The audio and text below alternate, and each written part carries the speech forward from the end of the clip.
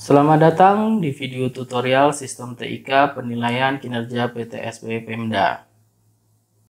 Baik, Bapak Ibu dapat langsung mengakses ke penilaian kinerja.bkpm.go.id.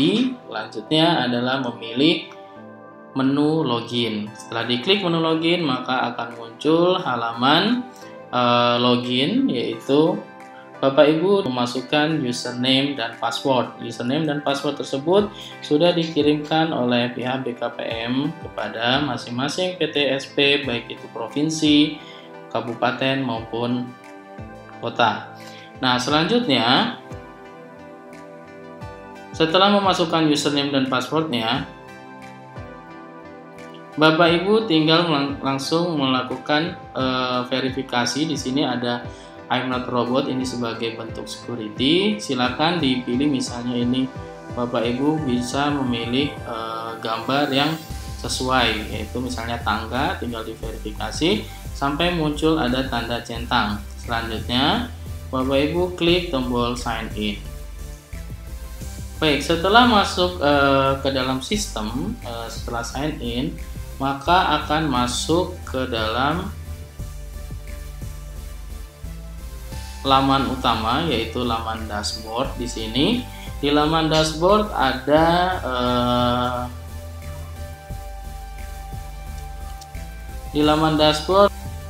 total, ya, total penilaian, kemudian ada nilai dari beberapa kriteria, ya, kriteria penilaian sendiri di dalam PTSP provinsi, kabupaten maupun kota. Ada kriteria kelembagaan, sumber daya manusia, sarana dan prasarana kerja, realisasi proyek penanaman modal, serta inovasi. Kemudian di bagian bawah Bapak Ibu bisa melihat kegiatan. Jadi ada agenda-agenda kegiatan yang memang sudah di-setting oleh pihak BKPM, seperti verifikasi lapangan, itu akan dilakukan dari tanggal berapa sampai tanggal berapa, kemudian verifikasi dokumen misalnya, kemudian ada kegiatan-kegiatan lain. Contohnya saat ini adalah penilaian mandiri PTSP Pemda. Baik, kemudian setelah kita tahu dashboard akan seperti apa isinya, kita masuk ke profil terlebih dahulu. Nah, profil ini berisi informasi identitas PTSP Bapak Ibu. Di sini ada nama daerah, kemudian nama nomenklaturnya apakah sesuai atau tidak, gitu ya. Kemudian di sini juga ada nomenklatur penyelenggaraan. Kalau sudah sesuai, maka silakan dibiarkan saja. Namun jika ada yang perubahan, silakan dirubah. Kemudian tahun pembentukannya, misalnya tahun 2007 misal, kemudian alamat kantornya misalnya pindah, silakan dirubah. Provinsi, ya, silakan disesuaikan. Mungkin kotanya juga akan perlu disesuaikan. Nah, kemudian ada kode pos. Nah, kode pos ini silakan dimasukkan sesuai alamat, nomor telepon, begitu juga dengan situs, misalnya PTSP posiutara.go.id. Nah, misalnya, ya, jika ada alamat situs atau web. Kemudian ada alamat email, media sosialnya, ya, misalnya media sosial ada di Facebook, ada Instagram, ada juga Twitter. Silakan dimasukkan masing-masing, misal nama Facebooknya, ya, dan nama Instagram serta Twitternya misalnya sama. Kemudian jumlah SDM untuk bidang pelayanan ada berapa totalnya, misalnya ada 12, bidang Dalaks misalnya ada 21, ya. Nah, ini nanti disesuaikan dengan SDM yang ada di PTSP Bapak Ibu. Kemudian jumlah perizinan berusaha yang dilayani misalnya ada 12. Kemudian jumlah aktivitasnya ada berapa yang untuk mendukung perizinan tersebut, ya. Kemudian isi dengan nama kepala dinas di PTSP Bapak Ibu, misalnya Franciscus Manumpil.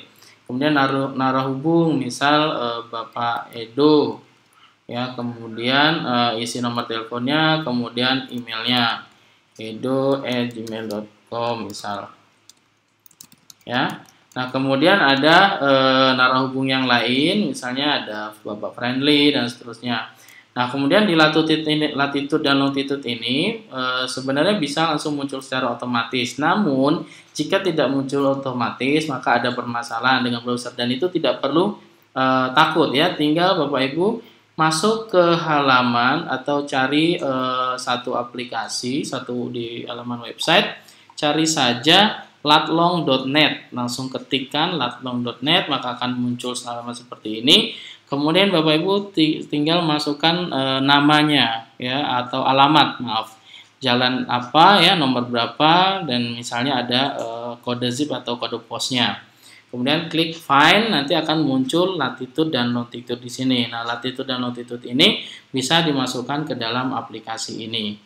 Ya, misalnya latitude-nya adalah 1 poin sekian gitu ya, kita pastikan.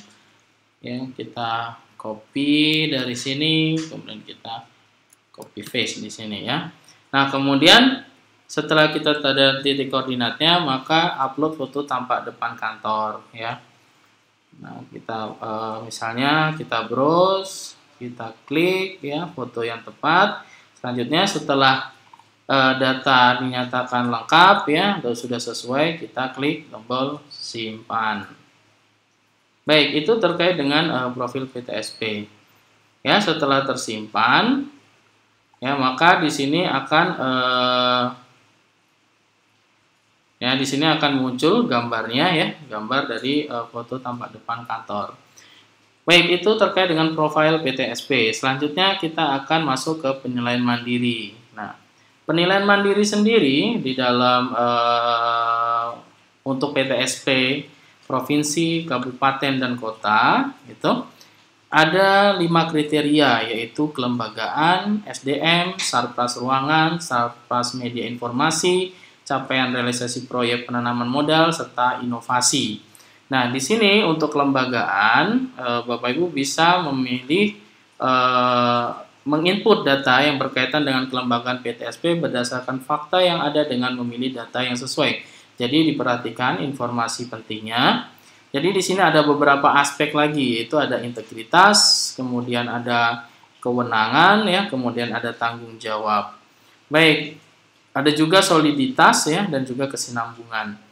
Baik, kita mulai dengan misalnya integritas. Kita masukkan contoh pertanyaan, ada ketersediaan SOP untuk aktivitas perizinan berusaha dan aktivitas pendukung perizinan berusaha. Misalnya di sini pertanyaannya ada semua ada SOP-nya, sebagian ada SOP atau tidak ada SOP. Silakan Bapak Ibu isi sesuai dengan fakta yang ada. Misalnya sebagian ada SOP-nya, selain lainnya tidak ada ya. Nah, kemudian contoh poin 2, kepatuhan pada SOP yang ada. Nah, di sini ada pilihannya semua SOP-nya dipatuhi, sebagiannya dipatuhi atau tidak ada yang dipatuhi. Kita lihat misalnya sebagian juga. Nah, kemudian ada kepatuhan pada NSPK. Nah, ini ada NSPK yang dipatuhi atau tidak. Nah, kalau sebagian yang dipatuhi, maka kita pilih sebagian lagi. Kemudian ketersediaan SLA atau Service Level Agreement. Misalnya Bapak ada SLA atau tidak ada ya, misalnya ada SLA. Kemudian ketersediaan fakta integritas. Misalnya Bapak tidak punya, ya kita pilih tidak ada fakta integritas. Baik, nah kemudian ada kewenangan. Ya, ada poin-poin kewenangan, kita juga bisa isi ya sesuai dengan pertanyaan dan jawaban, ada beberapa. Oke ya, selanjutnya misalnya kita setelah kita isi semua, misal ya di sini ada tanggung jawab yang paling akhir, ada ketersediaan mekanisme pengaduan, ketersediaan layanan helpdesk gitu ya.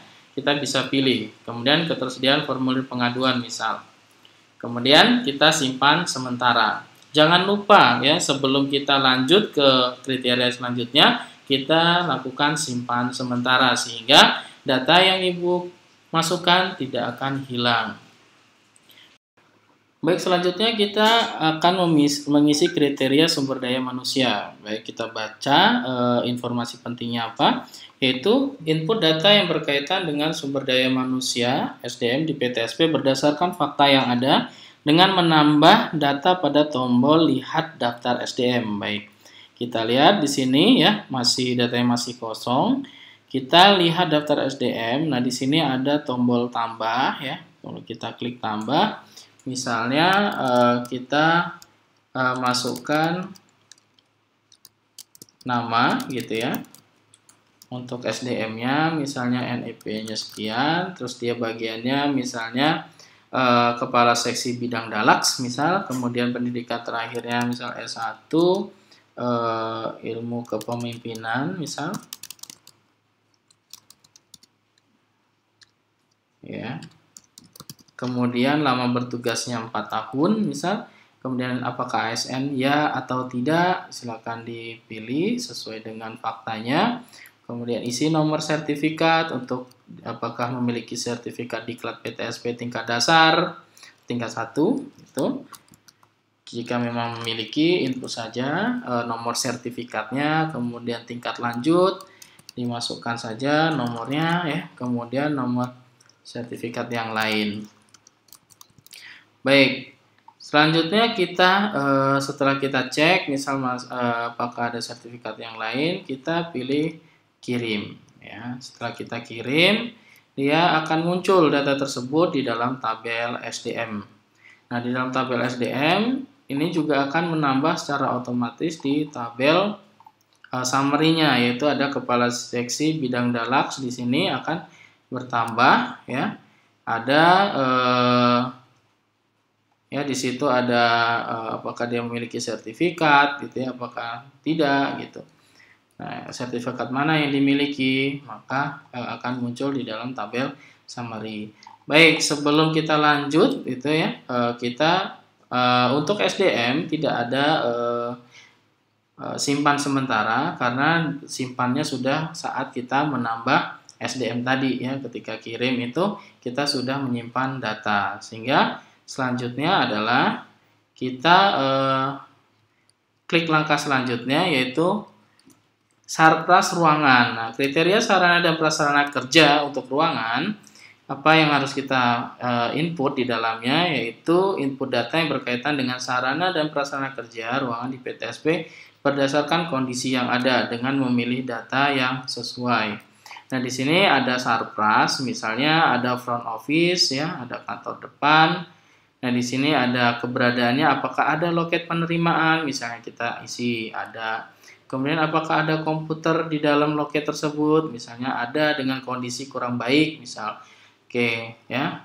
Selanjutnya kita bisa pilih yang lain gitu ya. Untuk yang lain misalnya ada fotokopi mesin, telepon gitu, dengan kondisi seperti apa, kita tinggal input saja sesuai dengan kondisi.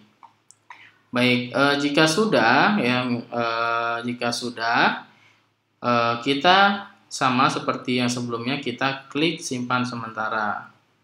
Oke, setelah ada muncul notifikasi berhasil disimpan, kita bisa lanjut ke langkah selanjutnya.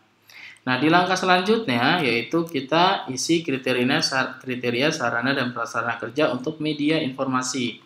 Informasi pentingnya adalah kita harus menginput data yang berkaitan dengan sarana dan prasarana kerja media informasi di PTSP berdasarkan kondisi yang ada dengan memilih data yang sesuai.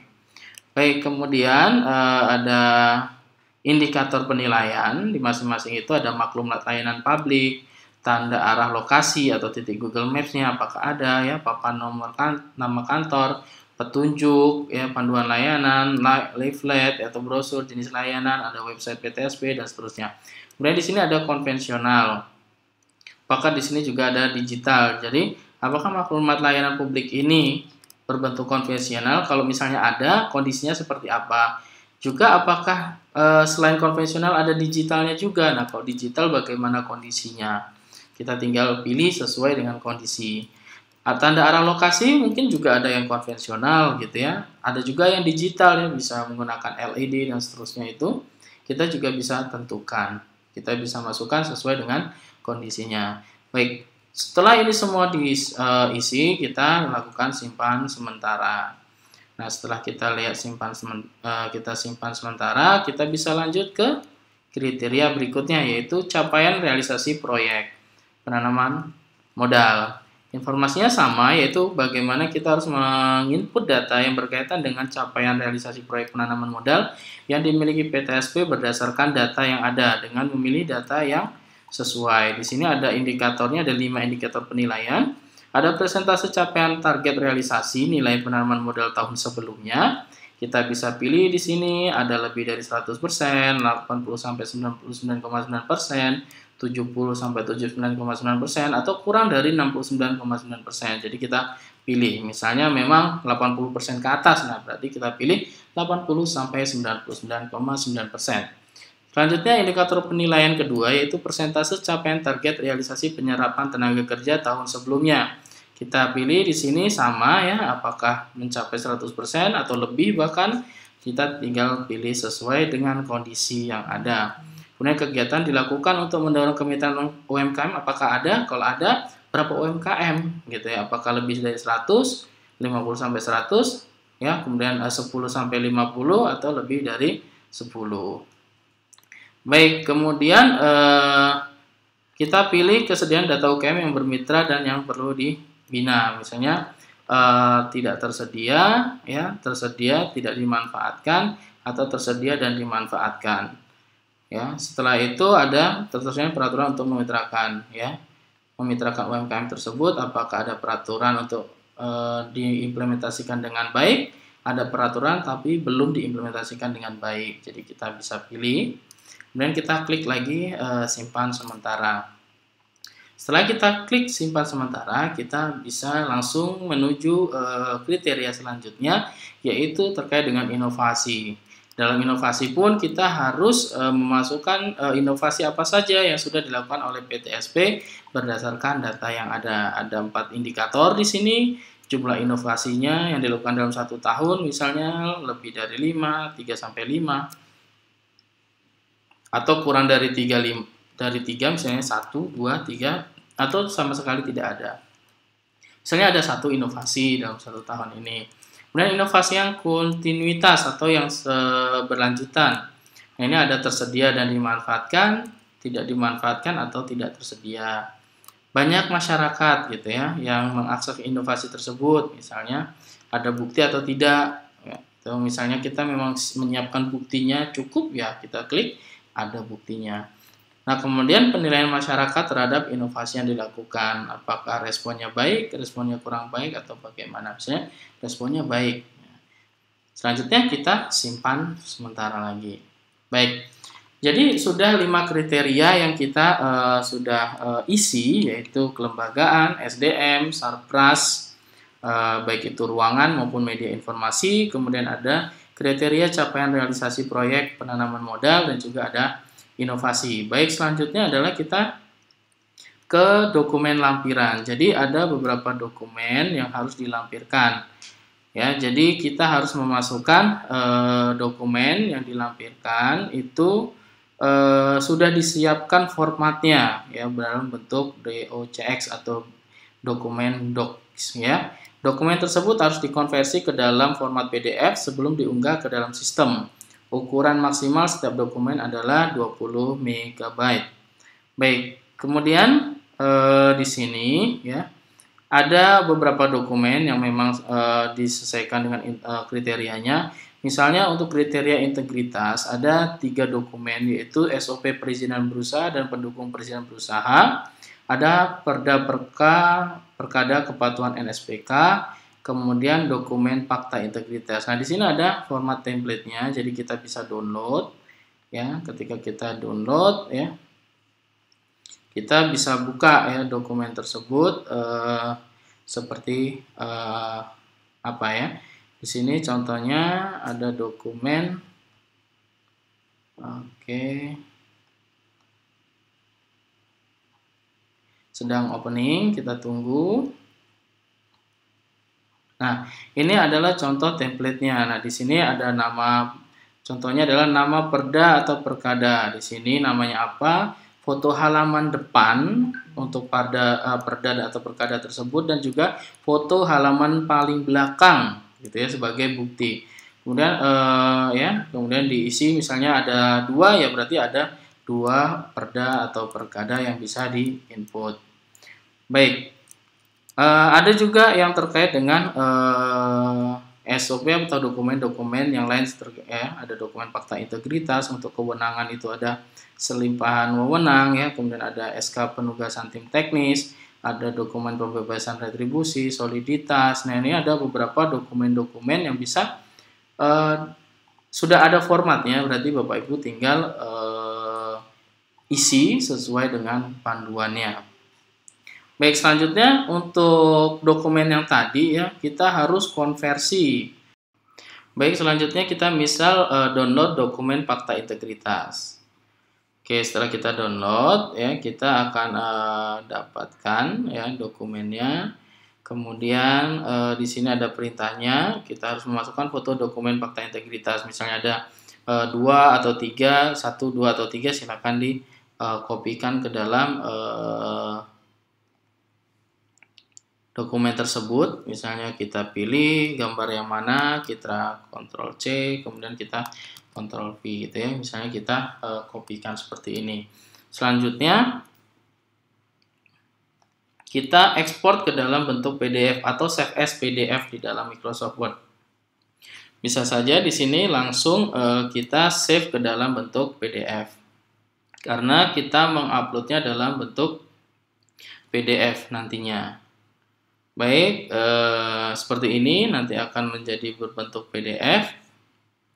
Kemudian kita langsung masuk ke sini lagi, ya. Kemudian kita akan unggah dokumennya. Karena kita tadi sudah buat, kita cari, ya. Nah, ini misalnya kita pilih, ya, dokumen yang kita sudah upload dari PDF. Kemudian sini belum diunggah nih statusnya. Jadi kita harus klik unggah. Meskipun di sini udah ada muncul, ya, kita ini posisi belum unggah, maka kita harus unggah. Nah, ini akan muncul loading, ya. Selanjutnya akan selesai. Gitu. Di sini sudah ada statusnya berubah menjadi satu nama file. Baik, setelah itu kita akan setelah semua dokumen, ya, sudah upload, selanjutnya adalah kita selesai. Nah, di sini akan ada konfirmasi apakah Anda yakin data yang dimasukkan sudah benar. Data yang Anda masukkan tidak dapat diubah kembali untuk rentang ini, sehingga nanti kita tinggal apakah mau ya atau batal, sehingga kita bisa melakukan editing kembali. Kenapa? Kita tadi editnya itu adalah sudah simpan bukan simpan permanen, tapi kita simpan sementara, jadi kita masih bisa edit. Kalau sudah kita klik ini selesai, maka nanti kita tidak akan bisa melakukan editing. Baik, kita klik iya, ya. Baik, kemudian data akan selesai. Ini adalah hasil dari penilaian tadi.